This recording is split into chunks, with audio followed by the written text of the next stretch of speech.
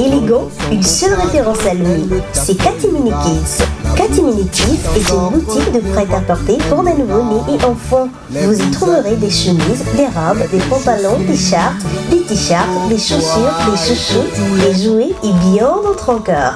Katimini Kids se situe sur le boulevard Circulaire, en face de l'ancien immeuble de la Lunato. Contact plus 228 90 04 17 03, plus 228 87 16 46 46.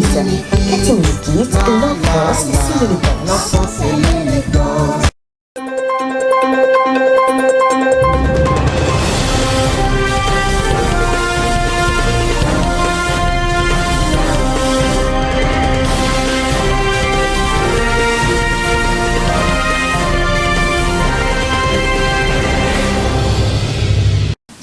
Bonsoir à tous, bienvenue à ce rendez-vous de l'actualité environnementale. Au sommaire, le Togo mise sur les nouvelles technologies pour protéger sa biodiversité. À cet effet, un atelier de 4 jours a été organisé à Sokodé, dont le but de renforcer les capacités des participants en matière de suivi écologique et de lutte contre les infractions environnementales. À Madagascar, les organisations de la société civile appellent à suspendre temporairement les travaux du projet de construction d'autoroutes qui relie Antananarivo à Tamatave. Selon elles, ces travaux privent les habitants de leurs moyens de subsistance. Et puis une catastrophe écologique s'est produite après la collision de 2 navires au large des côtes anglaises de la mer du Nord. Vous en saurez plus sur la situation dans un instant. Ce sont les points clés de cette édition. Bienvenue à tous.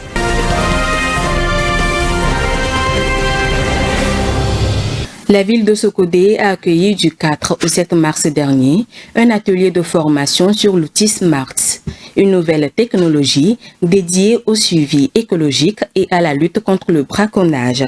Cette rencontre vise à former les conservateurs et chefs de brigade à l'utilisation de nouvelles technologies pour améliorer la gestion et la surveillance des aires protégées. Plus de détails dans cet élément. Dans le cadre du projet national de gestion des aires protégées PNGAP, financé par l'État togolais, un atelier de formation sur l'outil SMART s'est tenu du 4 au 7 mars dernier à Sokodé. La cérémonie d'ouverture a été présidée par le préfet de Tchaoudjo, Timbiangja Yondzoukwa.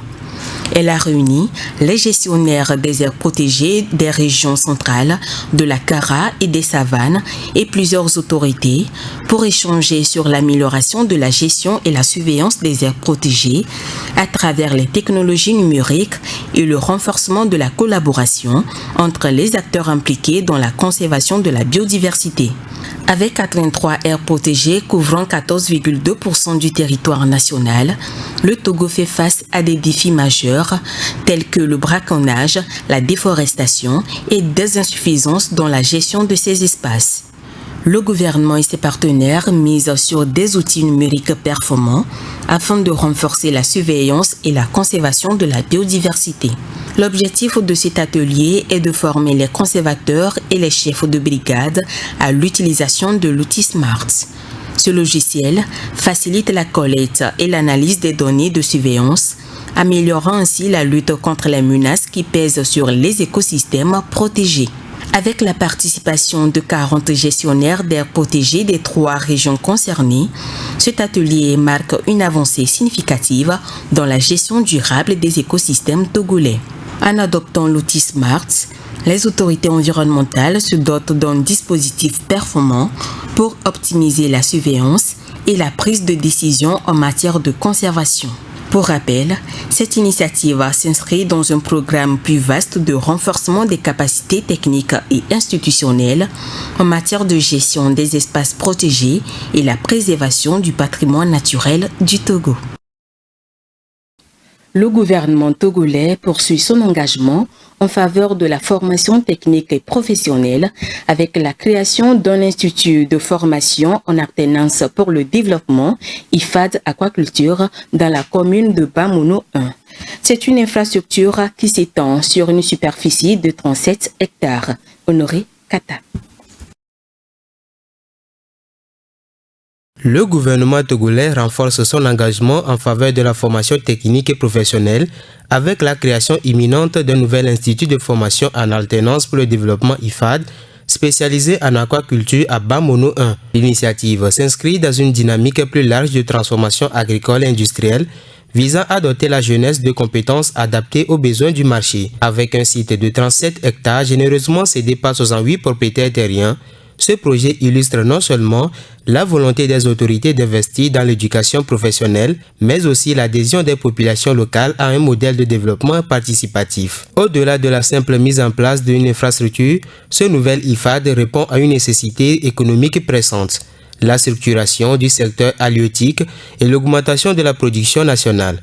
En formant de futurs pisciculteurs à des techniques modernes et durables, ils pourraient contribuer à réduire la dépendance du pays aux importations de poissons, tout en générant de nouveaux emplois. Le gouvernement, par la voix du ministre Nupoku Damipi, a d'ailleurs réaffirmé sa volonté d'accélérer les travaux pour que l'Institut devienne rapidement opérationnel, à l'instar des autres établissements similaires déjà en place. Ce projet vient compléter un réseau grandissant d'IFAD disséminés à travers le pays, allant de l'élevage à l'énergie renouvelable en passant par le bâtiment. Ce maillage témoigne d'une stratégie cohérente visant à favoriser l'insertion professionnelle et l'autosuffisance économique.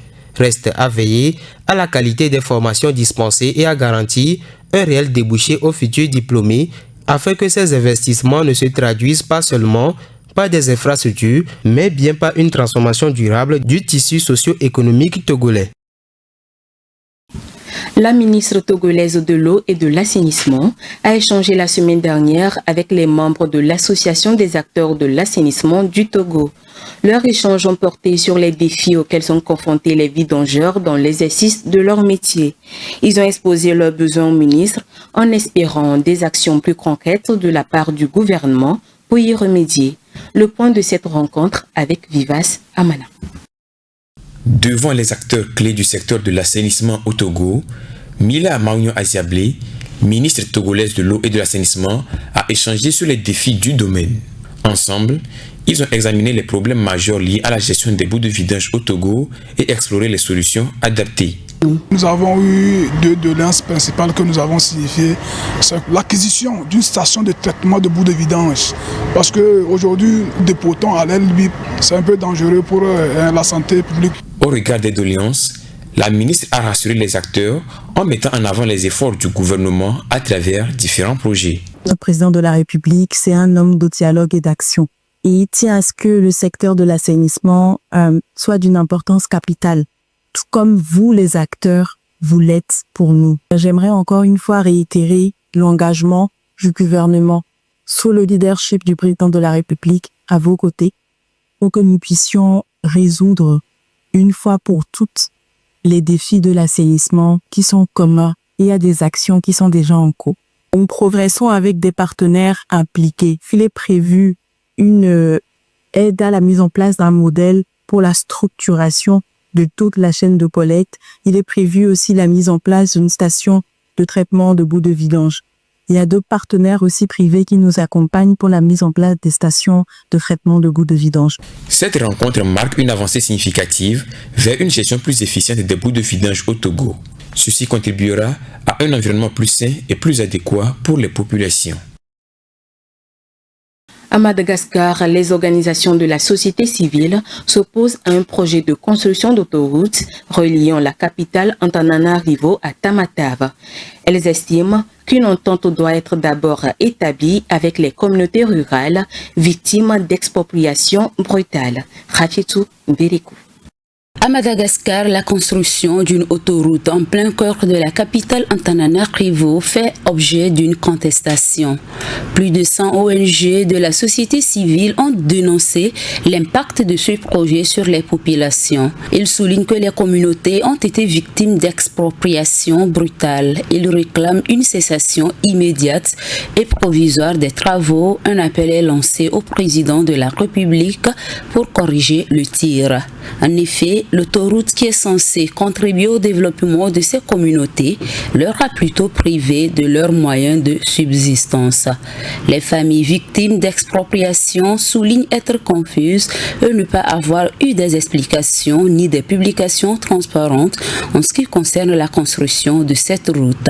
Ils craignent avoir des problèmes d'insécurité alimentaire car les espaces de culture ont été également occupés. Le ministre des Travaux publics a été invité au Journal du Soir sur la télévision nationale pour mieux éclairer la situation sur ce projet. Néanmoins, les organisations de la société civile maintiennent leur position. Les travaux de cette première autoroute de Madagascar reliant la capitale Antananarivo à la ville portuaire de Tamatave ont été lancés en pompe il y a plus de 2 ans. Au Sénégal, l'Agence nationale des énergies renouvelables ANER a officiellement lancé la 8e édition du Salon international des énergies renouvelables et de l'environnement en Afrique Sierra. En prélude à cet événement qui se tiendra les 24 et 25 avril prochains au Grand Théâtre de Dakar, une rencontre a été organisée en vue de détailler les objectifs du salon et de souligner son importance pour la transformation énergétique en Afrique. Suivant. Inscrit sous le thème central « Énergie renouvelable et développement durable, résilience, inclusion et innovation en Afrique », la 8e édition du Sierra s'annonce comme un carrefour stratégique pour les acteurs du secteur de l'énergie en Afrique. En prélude à cet événement, une réunion présidée par le ministre de l'Énergie, du Pétrole et des Mines, Birame Souleye Diop, et le ministre de l'Environnement et de la Transition écologique, Daouda Ngom, a eu lieu en vue de mettre à lumière la nécessité de créer des opportunités de partenariat et des démonstrations concrètes pour faire des énergies renouvelables un moteur de croissance durable. Cet objectif s'inscrit parfaitement dans les axes de la vision Sénégal 2050 qui inclut aménagement durable, le développement du capital humain, l'équité sociale, la bonne gouvernance et l'engagement envers la transition énergétique. Le Sierra 2025 sera ainsi un lieu de discussion pour le financement de la transition énergétique et sur les solutions d'endettement public, tout en mettant l'accent sur la formation et la recherche dans le domaine des énergies renouvelables. Le ministre de l'Environnement et de la Transition écologique Daouda Ngom a exprimé son soutien à cette initiative en soulignant la pertinence du thème du salon face aux défis actuels du changement climatique. Il a plaidé pour une consommation rationnelle des combustibles fossiles à l'échelle mondiale en visant un objectif de 40% d'énergie renouvelable d'ici 2030. Selon le ministre de l'Énergie, du Pétrole et des Mines, Birame Souleye Diop, cet événement représente une étape cruciale pour accélérer la transition énergétique en Afrique. Le forum vise également à garantir un accès universel à l'énergie, essentiel pour répondre aux enjeux environnementaux. Le Sierra 2025 constitue un espace unique de collaboration réunissant les gouvernements, investisseurs, entreprises, start-up et experts en vue de développer des solutions adaptées aux besoins spécifiques du continent africain. Ce salon permettra de promouvoir des politiques publiques efficaces, de stimuler les investissements et de renforcer la coopération internationale dans le domaine des énergies renouvelables. Il offre une occasion de découvrir les dernières avancées technologiques et d'échanger sur des solutions innovantes pour le futur énergétique du Sénégal et du continent. Un pétrolier américain et un cargo portugais sont entrés en collision au large des côtes anglaises de la mer du Nord. Les deux navires transportaient chacune des substances nocives à l'environnement et font désormais craindre une catastrophe écologique. Viva Samana nous fait le point sur la situation dans ce commentaire. L'inquiétude règne depuis le 11 mars dernier en mer du Nord suite à la collision du pétrolier américain Stena Immaculate et le cargo portugais Solong. Les deux navires ont libéré une partie de leur cargaison qui sont toutes nocives pour l'environnement. Selon les ONG environnementales à l'instar de Greenpeace, cet accident est extrêmement préoccupant par les rejets de substances toxiques. En effet, le pétrolier américain transportait du kérosène alors que le cargo portugais avait à son bord du cyanure de sodium. D'après plusieurs scientifiques, la pollution chimique résultant de cet incident peut avoir un impact direct sur les oiseaux et également avoir un effet à long terme sur la chaîne alimentaire marine. L'incident fait redouter une catastrophe écologique majeure. Un porte-parole du Premier ministre britannique Keir Starmer a qualifié la situation d'extrêmement préoccupante, tandis que les gardes-côtes ont lancé une évaluation pour décider des mesures de lutte contre la pollution probablement nécessaires après cette collision. Le secrétaire d'État britannique chargé des transports maritimes Mike Khan a assuré qu'il n'y avait pas de signe de pollution observé pour l'instant en mer du Nord. L'Institut coréen de recherche énergétique KIER a inventé le plus grand système de génération d'énergie à gaz du monde. Cette machine est capable de capturer directement le dioxyde de carbone lors de la combustion. Cette aventure positionne le KIER et la Corée du Sud à la pointe de la lutte contre le réchauffement climatique. Léonce Sago. En Corée du Sud, une centrale géante a été mise au point pour capturer 150 000 tonnes de CO2 et alimenter les villes. L'Institut coréen de recherche énergétique KIER a réussi à développer une technologie de combustion en boucle chimique, le Chemical Looping Combustion CLC. Elle permet de séparer naturellement le CO2 lors de la génération de vapeur pour produire de l'électricité. Cette technologie révolutionnaire évite la libération du CO2 mélangé à l'azote, réduisant la nécessité et les coûts d'installation supplémentaires de séparation. Contrairement à la combustion traditionnelle, le CLC utilise des particules porteuses d'oxygène qui fournissent de l'oxygène pur au carburant. Ces particules libèrent de l'oxygène durant la combustion et le réabsorbent ensuite lorsqu'elles sont exposées à l'air, permettant ainsi un cycle continu. Par ce processus, le carburant n'interagit qu'avec l'oxygène, produisant uniquement du CO2 et de la vapeur d'eau. Cette dernière étant condensée le rend pur et prête à être capturée. En plus de sa capacité à capturer le CO2, le système CLC diminue considérablement les émissions de dioxyde d'azote, un polluant majeur. Cette caractéristique renforce l'intérêt que les régions souffrant de pollution atmosphérique sévère portent à cette technologie. Le KIER, en collaboration avec l'Institut de recherche KEPCO, la compagnie d'électricité de la Corée du Sud, en plus de prouver la fiabilité de cette technologie, a également adapté sa production de vapeur à des fins énergétiques, un exploit jamais réalisé jusqu'alors. Cette réussite ouvre la voie à la commercialisation du CLC avec des centrales plus efficaces et moins polluantes. Selon les estimations du Global Carbon Project de l'année 2024, les émissions mondiales de CO2 atteindraient un niveau record de 41,6 milliards de tonnes, dont 37,4 milliards proviennent des combustibles fossiles, soit une hausse de 0,8% par rapport à 2023. Le reste est lié au changement d'affectation des terres. Cette augmentation continue malgré l'urgence de réduire les émissions pour lutter contre le changement climatique. C'était le journal de la rédaction. Merci à vous qui nous suivez depuis le Burkina Faso. Merci de votre fidélité. Prenez soin de vous et surtout de l'environnement. Green TV International, we revive the environment.